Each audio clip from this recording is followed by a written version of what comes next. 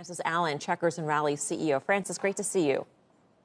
Great to see you too, Melissa. Thank you for having me on. Have you also seen that bump in January? And what would you expect if consumers got another round of stimulus? Will that be spent on things like fast food, or will it be diverted to other areas?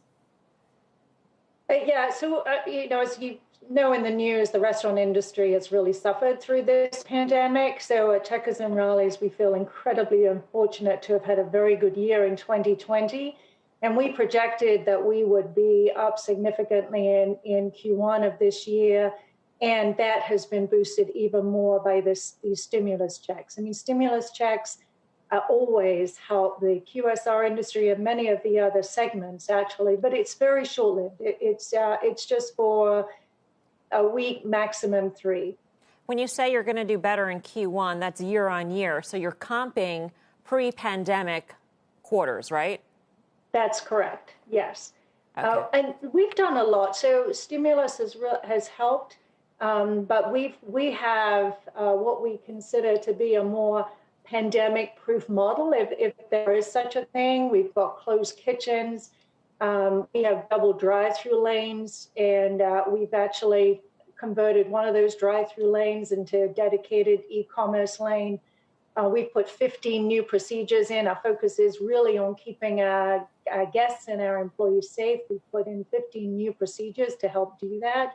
So I think people are feeling much better about coming to us. So we're outperforming the QSR segment by over 600 basis points right now. But it's not only that. There's a number of different initiatives that we put in place as part of an overall rejuvenation package, from our own Mother Cruncher chicken platform to making a shift to more premium products and higher price combos, as well as the leaning into delivery and e-commerce, as I mentioned before. So a lot of things that are just enabling us to take advantage of these tailwinds. Mother Cruncher chicken. That sounds kind of good, Frances. It is good. When you think about stimulus, I mean, you mentioned that it's a small boost because it's a one-off. A consumer will get a check, the check is spent, and that's gone. How do you think about stimulus in terms of how it is allocated? Do you think perhaps stimulus checks should go to certain people, maybe the unemployed, for more targeted help, for a longer lasting impact of that dollar amount? Yeah, it's hard to say who should get it and who shouldn't. There's a lot of people who have dipped below the poverty line during this pandemic, and I do think it's very important that we put in the best possible programs we can to help people who really, by no fault of their own, have fallen onto very hard times.